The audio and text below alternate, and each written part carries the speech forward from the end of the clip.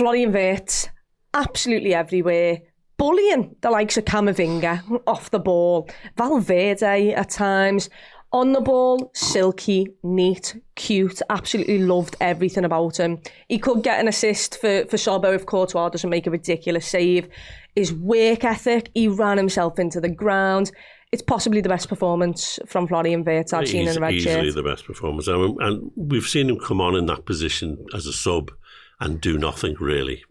But last night, even really early on, because that Sobbo chance was quite early on, and he was on the right wing. Yeah. This is our left winger. Yeah. He was on the right wing, laying the ball on the plate for Sobbo. I mean, that's summed up his whole game. He was just full of energy. He was dropping into midfield and giving cover. He was going forward. He was beating people. You know, he was showing a real turn of pace. It was just really, really good. I mean, the thing is, there were better players on the pitch than him because everyone was so good. Yep. But as you say, his best performance by miles, you know. And he's really unlucky, you know, not to get an assist at least out of it. Yeah, you know? He is. He is. I thought he was absolutely unbelievable. And the link-up play, there's the way he seems to stand there in an obvious position, but because he's so aware of his surroundings, he can somehow lay a ball inside or wherever the hell he wants to. The link-up play between Maka, Sobbo at times, but also Robbo down the left-hand side, I just thought he was absolutely everywhere, and I thought he was brilliant. I mean, with a player like that, you've got to expect maybe one or two times you're going to lose a ball because he might try and unlock a situation and maybe choose the hardest pass. And I think he did that maybe one or two times. But like, from a player who's got that much quality, you kind of want him to try those passes in a measured environment. Don't do it every single time, but one or twice a game. You know, he was unlucky not to put a couple of the lads through. And I thought Liverpool struggled to get Ekitike in the game at times. Bear in mind, we'll get onto him in a second. But Florian Wirtz helped him out so much. I thought he was absolutely everywhere. The press, something that I think Liverpool have struggled with. I thought he understood the press really well as well. I was so impressed by him. I think it's going to come with more of an understanding of the shape, and now hopefully, like we said, some of the lads earlier, this is a good foundation now to build on. He's had 2 decent performances as well, because even off the bench at the weekend, I thought he was all right. So, yeah, let's see if he can build on it. I think the shape of him on the left wing last night, he was almost like a wide 10 rather than a left winger with a licence to roam. It's like Slot knows, you know, we know you've got the creativity to go out there and create us chances and unlock situations. You just go and find space. Don't worry about being glued to that left wing and getting up and down the line. You go and find space and just play. You know what I mean? It's one of them, just the simplest thing. Just go out and just show your quality and just play. Do what you want and we'll cover for you on the left side. But then with the press, with the work rate, that's something he's really struggled with, I thought, defensively. And last night he was excellent. Yeah, absolutely excellent. He was. He was. It was, I mean, he's not played badly in a lot of games.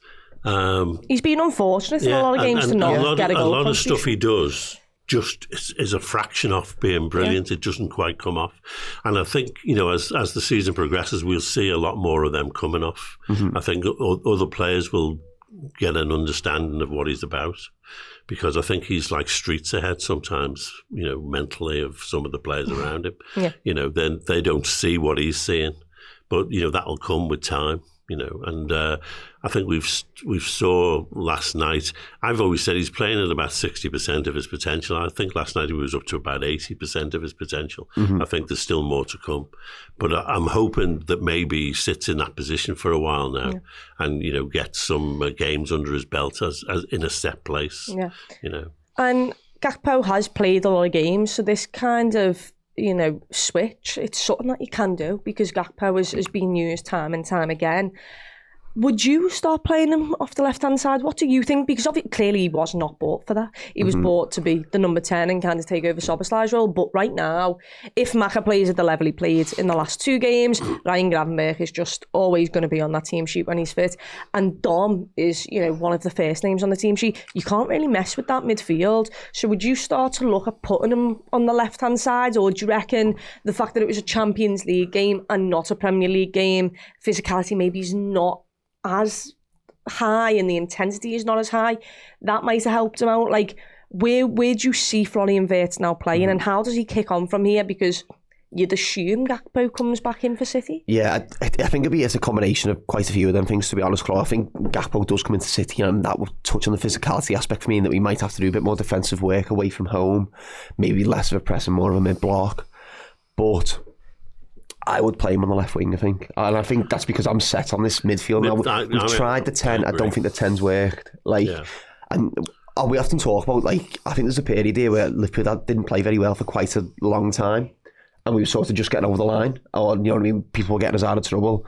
I mean, the last two performances, we've actually played really well and deserved to win both games. But I think there has been a few at the start of the season where we've got out of jail there, We look more set with the 3 in the midfield rather than the 10. I mean, that's a Premiership winning midfield, and now they're all fit. Then play them.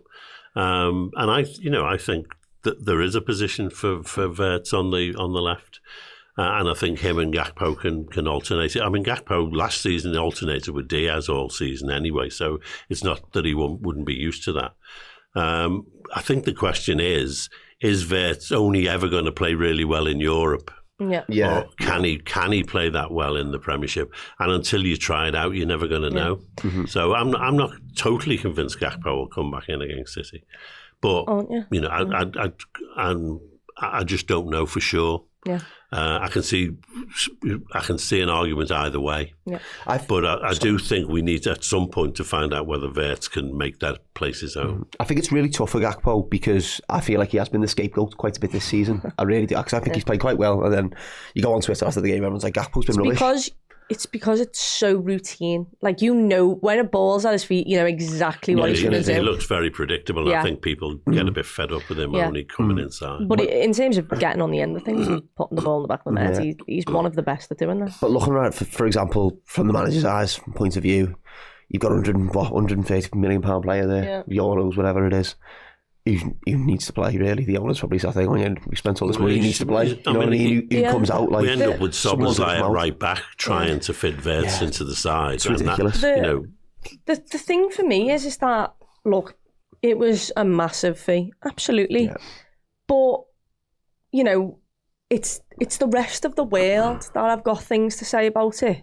Andy Robbo came in and, it was from Hull City and it was a really low fee.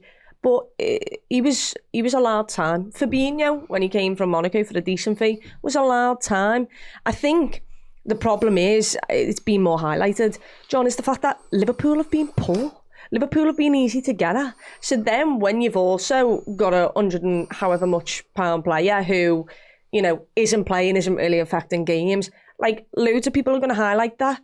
But when Liverpool are playing people are looking for scapegoats all the time, aren't they? And you look to your £100 million player, not really contribute, no goals, no assists.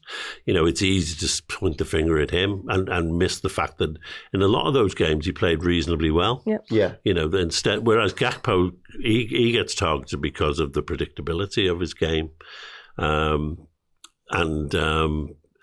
a lot of other players are, they didn't play. Like Conor Bradley came in and was getting booked all the time. It's easy to criticise players like that. But Wirtz, he was just scapegoat because of the money, I think. Yeah, he was. And I think actually giving him time, if Liverpool play at this level, you can give him time to bed in. It was the fact that Liverpool weren't playing well that you then try and throw things in and people look at price tags and people look at players who should be influencing games of football. But if Liverpool go on a winning streak and play at this level, you can afford to ease Florian Wirtz into the game and let him get used to the intensity, the physicality. For me, that is something that we can do if Liverpool play well. Because Liverpool are coming away with the points, with the wins, with the performances. No one really needs to look at Florian Wirtz. Give him time, let him bed in. We know the plan. So in terms of the physicality, I mean, Real Madrid were not slow in coming forward to foul people and push people and all the rest of it. So it wasn't like he was playing, nursery school kids last night, and played well. That was a clip from the Final Word show. If you'd like to check out the full show, head on over to redmenplus.com.